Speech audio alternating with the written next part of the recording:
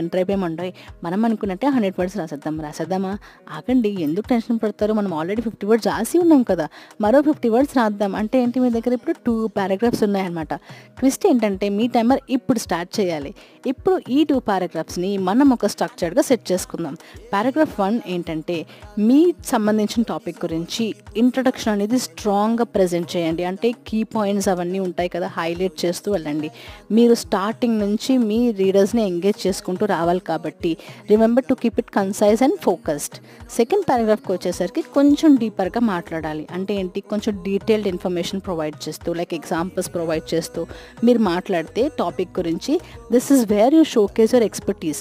అంటే మీ టాలెంట్ అంతా ఎక్కడ తెలుస్తుంది, మీరు ఎంత మంచిగా రాస్తున్నారో లేదో అనేది. ఓకే, ఇప్పుడు ఈ 2 పారాగ్రాఫ్స్ని కంబైన్ చేయాలి. ఎలా కంబైన్ చేయొచ్చు అంటే, మనం ట్రాన్సిషన్ వర్డ్స్ కానీ ఫ్రేజెస్ కానీ మనం అవి తీసుకుంటే దానికి ఏమవుతుందంటే మనకి కనెక్ట్ అవుతాయి అన్నమాట.